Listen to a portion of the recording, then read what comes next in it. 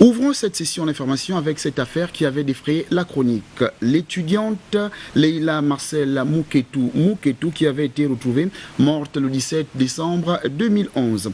Au final, Alain Jacques Biti, enseignant-chercheur à l'université Omar Bongo, a été reconnu coupable de meurtre et condamné à 22 ans de prison, dont 5 avec sursis et 50 millions de francs CFA pour dommages et intérêts. C'est ce que nous rapportent Joyce Lorna Awangi et Victor Mundunga. En décembre 2011, Mbiti Jacques Alain, enseignant-chercheur en psychologie, avait assassiné mademoiselle Mouketou Leila Marcel, étudiante en psychologie à l'université Omar Bongo. C'est pourquoi il comparaît ce jour devant la cour criminelle.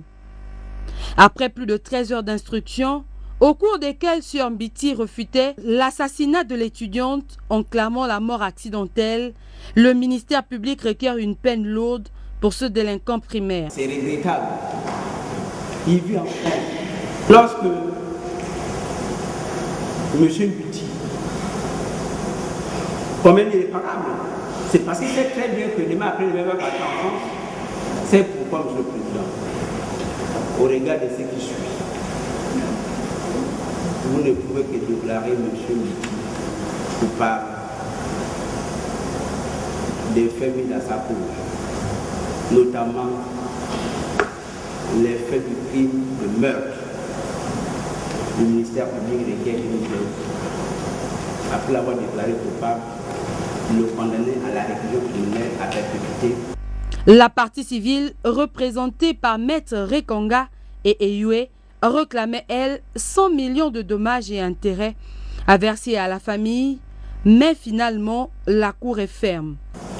Statuant publiquement, contradictoirement à la majorité de vous, en matière criminelle et en dernier ressort, déclare Mbiti Jacques Alain coupable du crime de meurtre. Lui reconnaît toutefois des circonstances atténuantes. En répression, le condamne à 22 ans de réclusion criminelle, dont 5 assortis du sursis. Reçoit la condition de partie civile de Mounabio et Mouketou Kinga. Condamne Mbiti Alain à leur payer la somme de 50 millions de francs CFA à titre de dommages et intérêts. Pour la défense, c'est un verdict sévère pour une affaire qui n'avait pas de preuves que son client était bien l'auteur de ce crime. Après 2 ans d'instruction et après 12 heures d'instruction à la barre, nous en sommes toujours à des supputations. Tous les témoins affirment qu'il y avait une action de circulation. Et le parquet général, à l'audience, est arrivé avec des scellés. Des scellés qui étaient composés des phares du véhicule.